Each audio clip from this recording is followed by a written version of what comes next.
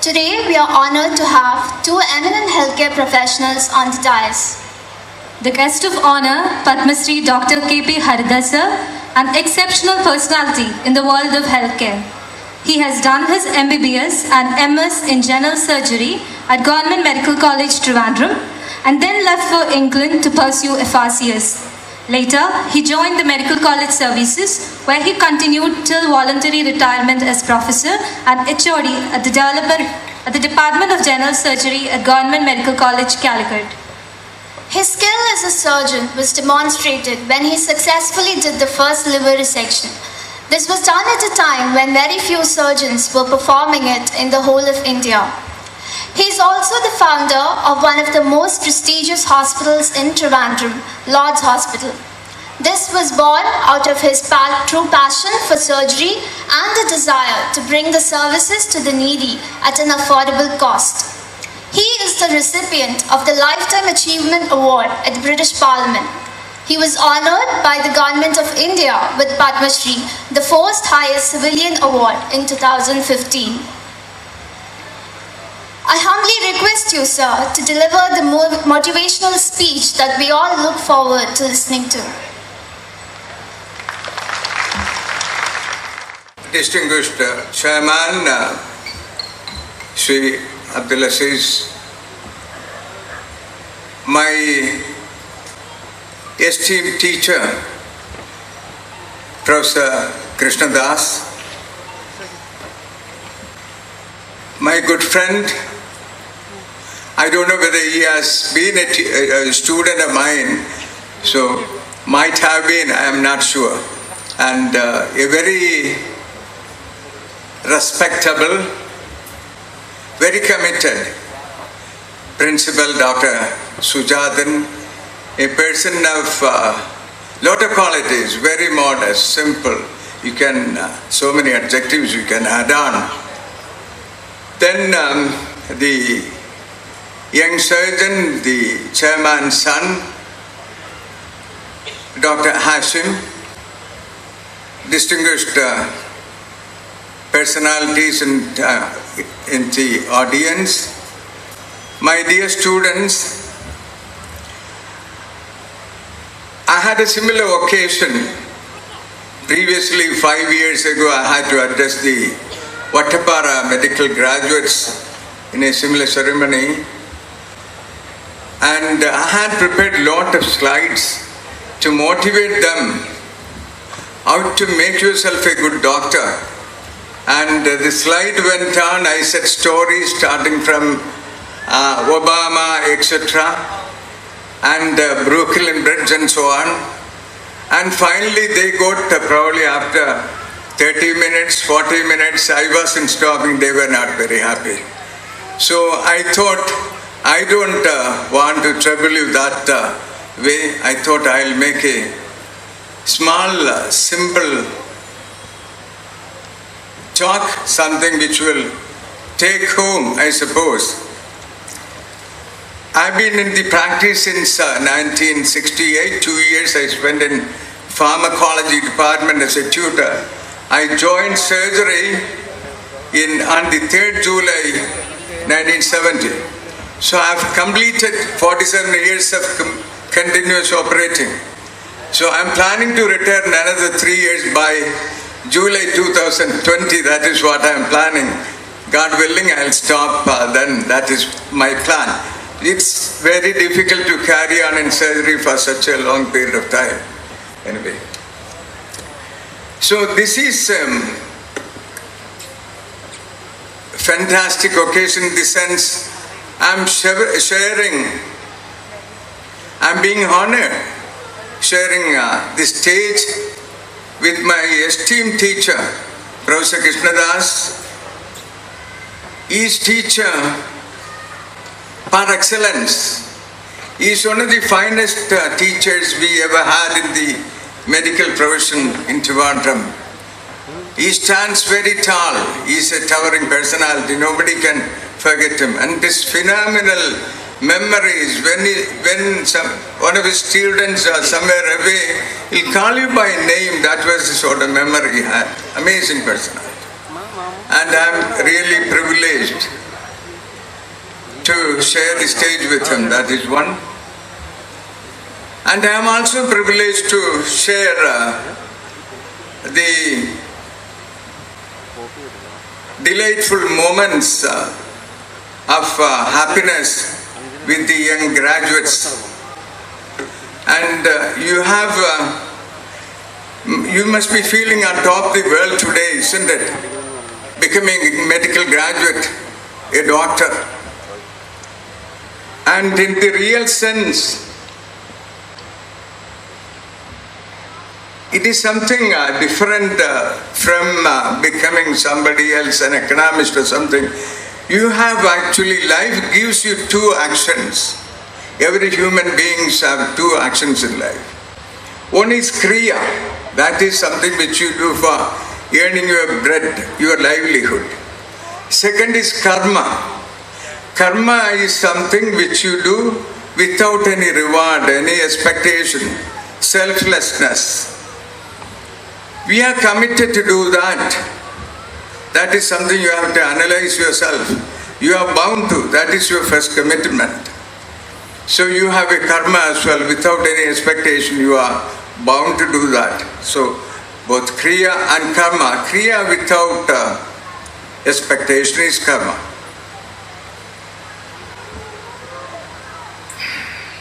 How do you make a good doctor?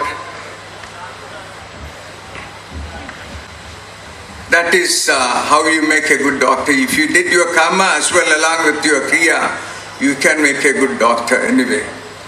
Apart from that actually, and I used to tell people, if you are very intelligent, I used to tell them, don't send them for medicine, you can send them for engineering, physics or some other thing. Medicine needs only average common sense, nothing more than common sense. But you need something different. A human touch, that the money touch alone. Money is needed, but you don't have to have a lot of money to survive happily. Money will not bring happiness. So how to make a good doctor? This is the tip actually. You do your karma, kriya without forgetting your karma also. And be nice to, be gentle, polite. To whoever comes in front of you, consider them as one of your people. Could be just like your uncle, father, brother. That is the most important thing to make a good doctor.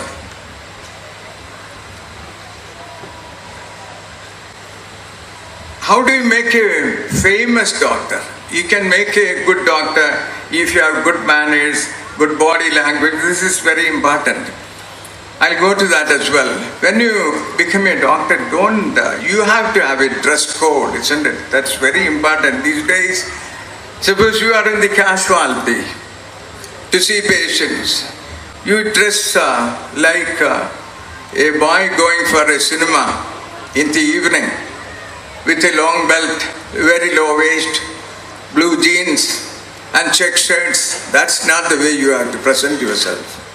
You have to behave, you have to move, you have to dress differently. You must be identified.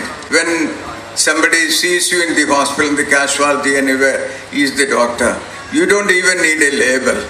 You don't even need a stethoscope around your neck. They will identify you with your manners. This is very important to be successful for anybody, particularly for people like us, doctors. How do you make a famous doctor? Your strong conviction and determination in the profession. Strong conviction. You cannot work within a time frame. You must be committed. You might be operating from 9 o'clock, 10 o'clock, even beyond. Even now I do that.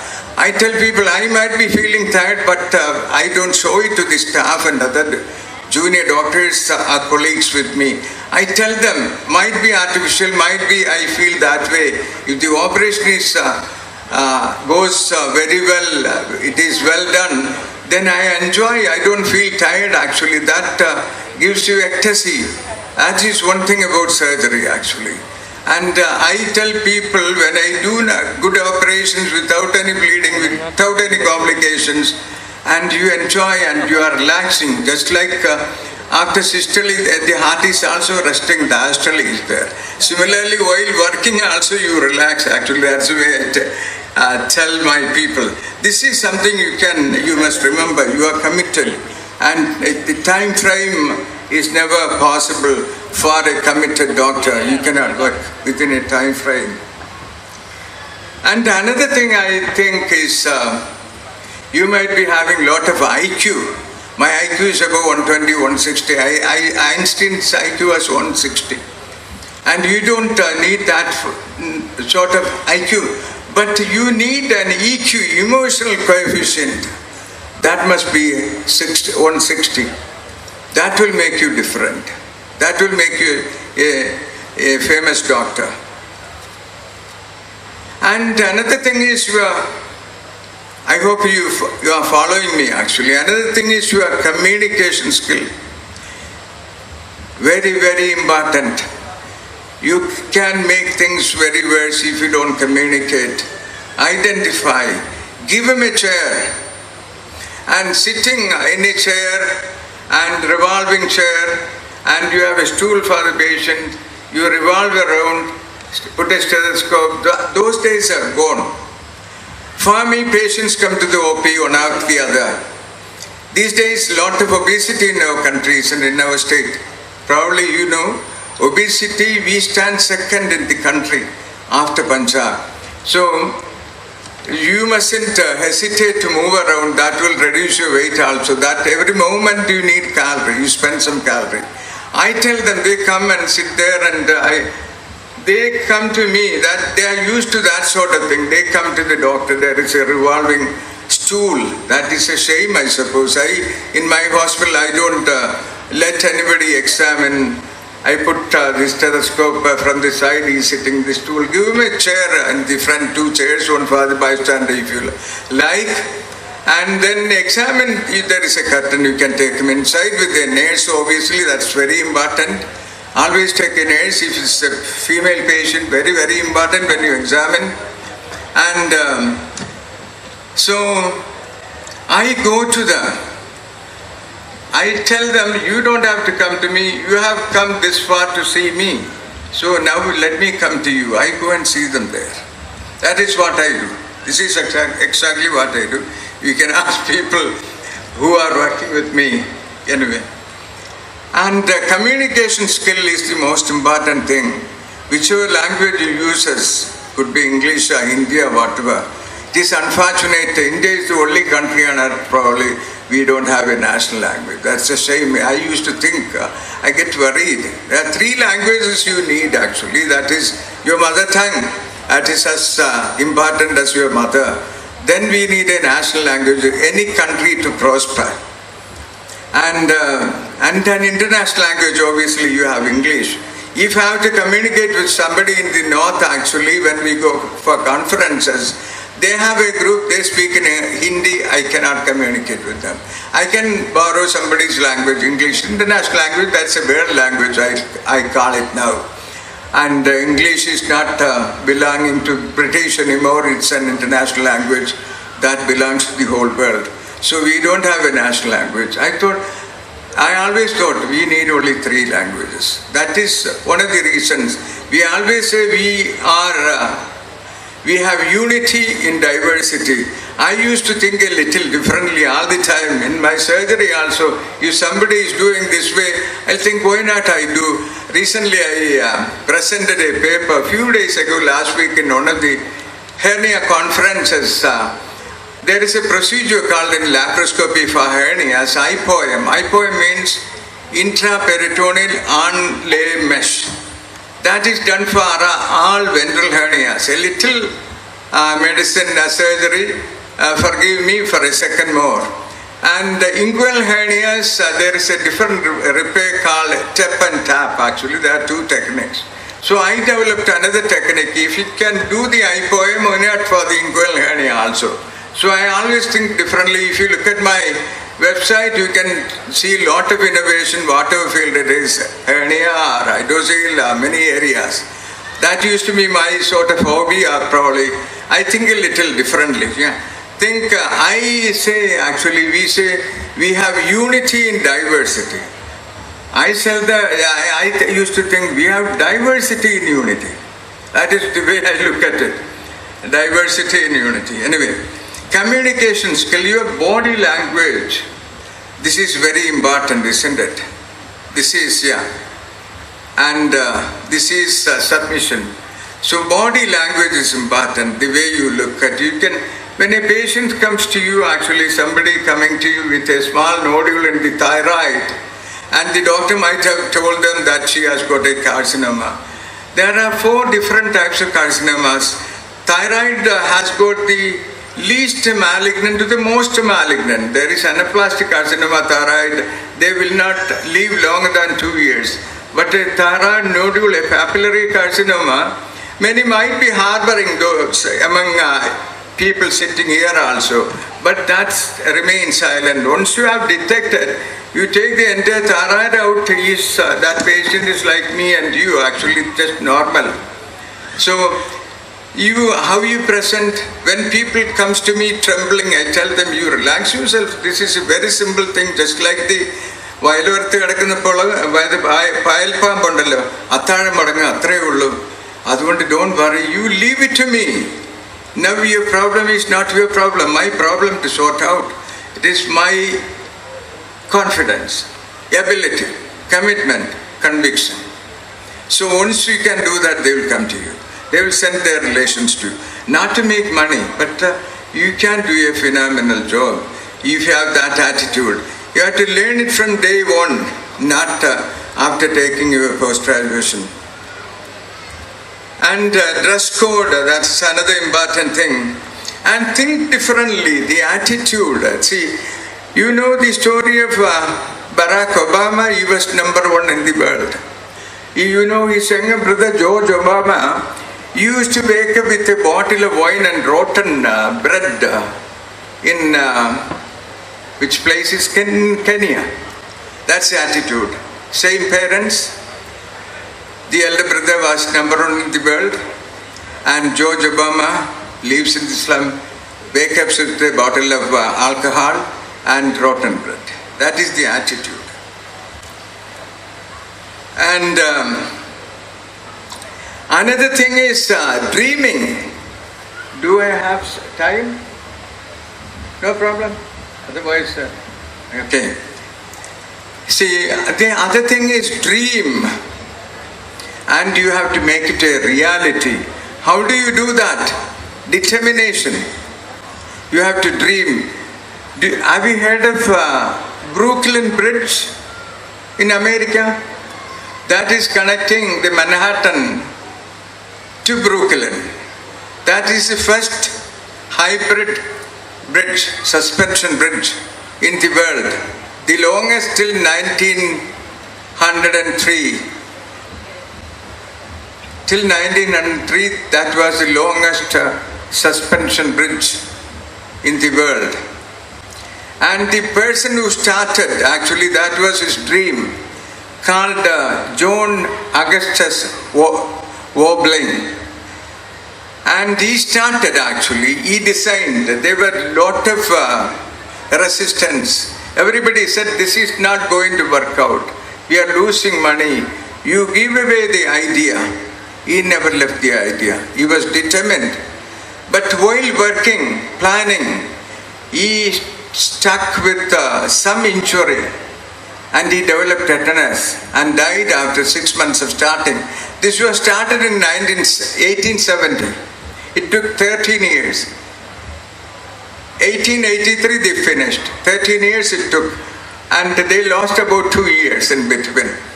And he passed away after 6 months.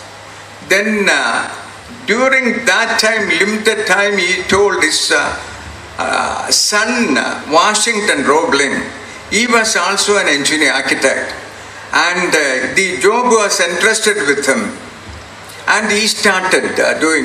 They had to do the the piling work from the riverbed.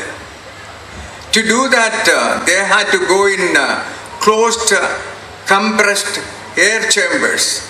That is called the caisson. When they come out, the pressure is released. It is called the caisson's disease. And after 1 year, he was able to manage 1 year wobbling. The son, Washington, developed paralysis. He couldn't work anymore. He was in the bed. Then what will you do? The work was going on. Then his wife came in, Emily Warren Roebling, and he told her every technique, the construction, he supervised.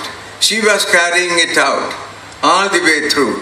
And that is how the Brooklyn Bridge came into existence. That is determination. That was a dream which nobody could dream. Everybody thought it is going to be impossible. There is a lot of stories about thereafter also. Then they had a problem. Everybody said this is going to collapse and all that. But John Augustus Wobbling planned in such a way, it was 6 times stronger than required. Because those times actually it was not easy to measure the strength, and it was 6 times stronger. So that was completed in 83. That is about determination and dreaming. It's important. Don't leave things, fight till the last. Never give up. Then the question comes, how do you choose your career? That's one of the problems in our country, isn't it? You have a common entrance after MBBS and a general entrance. Somebody wants to become an orthopedic surgeon. And when the results comes, the selection comes, you get probably dermatology. How will you make a good dermatologist? Somebody wants to do dermatology, gets orthopedics. How will you make a good orthopedic surgeon? Somebody wants to do surgery only, he gets some other field, he will not make. So the dermatologist will not make a good surgeon. This is one of the problems our country is facing now. And those who want to do a particular specialty is so keen. You have spent 5 years, a lot of money and time, and you have come all the way successful, and then you want to pursue a particular field in medicine which you like most. And you can't do it in our country. Why? Because we have a bad system of selection. And at least I used to think, at least grossly, somebody wants to do medicine and medical specialties and surgery, surgical specialties. 4 main branches you take: medicine, surgery, gynec, pediatrics, and allied specialties. At least that way, somebody wants to do surgery, at least gets into some surgical specialty. That's the way. So what's the point in if I want to become a surgeon, what's the point in my reading the minute details in pediatrics, which you have studied while you are a student in MBBS in any case? So there is no need, it's a waste of time. If you read same time the specialty you wanted, you are already adding on to it whatever knowledge you had, isn't it? So that's the way, at least that must happen. And to whom you will tell these things, nobody understands. The other thing, I have a lot of difference of opinion about, and even so many medical colleges. You know, we have about 45 medical colleges. Our population is 33 million people, 3.3 crores in Kerala. And in England, actually, UK, the population is 66 million. And the country is much bigger. And they have only 34 medical colleges. And this is the difference. We have so many medical colleges. You know how many engineering colleges we have in the state? 134. And we have 25 seats vacant now.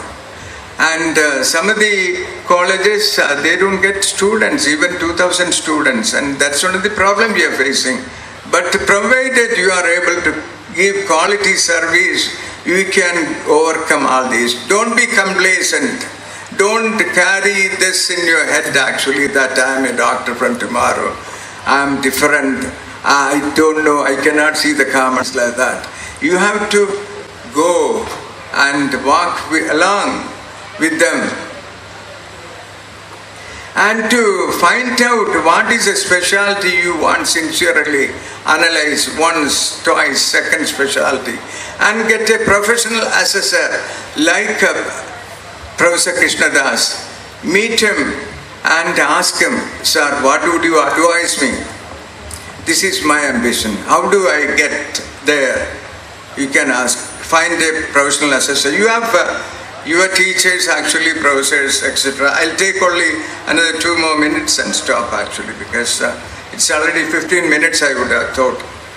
And there are several flaws in our medical profession, several flaws and PG selection, and those who are not really interested. I can tell you an experience at home. I have my grandson, one of the grandson who is in England. He is studying in St. George's Hospital, Tooting. St. George's, you must know as medical students, that is where John Hunter worked. Your Hunter's Canal in anatomy, one of the very famous surgeons. He is the father of surgery.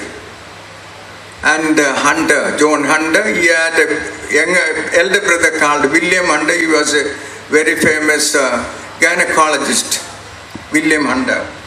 And that is where he studied. He wasn't happy because his elder brother was asked to go for medicine. He could have gone easily, but he never wanted to do medicine. He wanted to do only physics.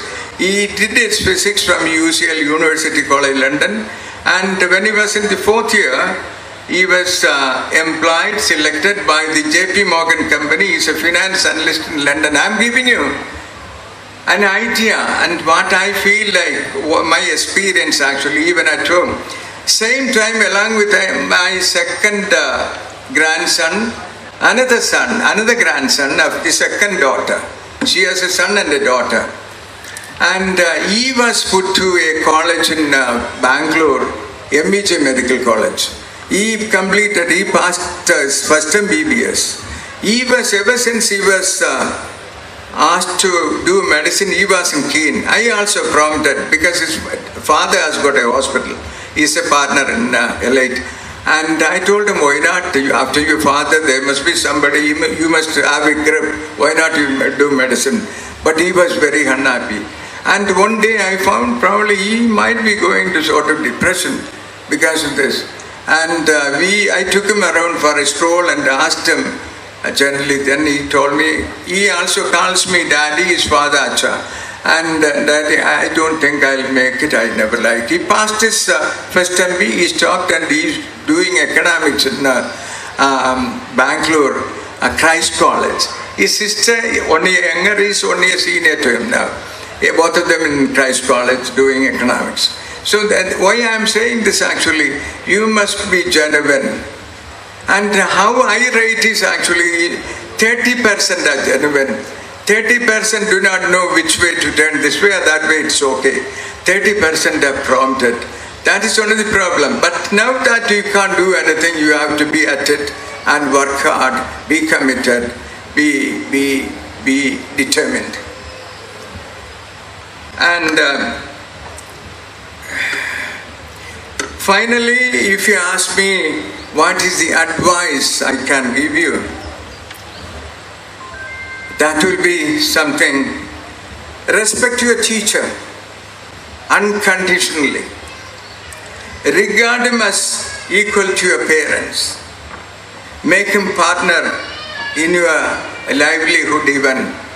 This is what 2,500 years ago, you know who is Hippocrates? He is a Greek, father of medicine, ancient.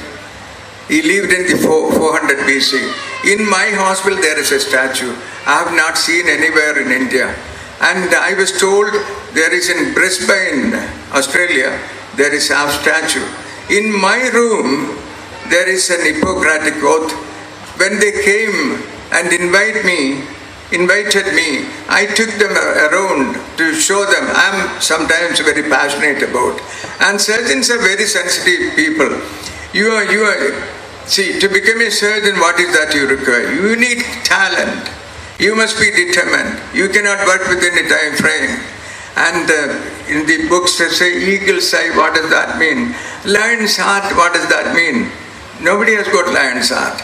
That has got, in another sense, you can explain why lion's heart, they said. One eagle's eye, because You might be talking, but your eyes are there in the sight. I am a surgeon looking at a picture, looking at the screen I operate. I operate in the abdomen, I am looking at the screen. 95% of my surgeries are there. That needs skill, determination, time bound. And you need skill, talent, you are all the more lucky. That if you don't have, you can develop. Anyway. And never run after money, never try to chase money, you will never be able to reach. But develop your qualities, money will chase you. That is for certain. Then the last thing I would like to tell you is chanting the Hippocrates mantra of medical ethics. Uphold it till last. Remember, a hand which helps are holier than lips that pray. You are the creator of your destiny. Thank you very much. On dais, we have Chief Guest of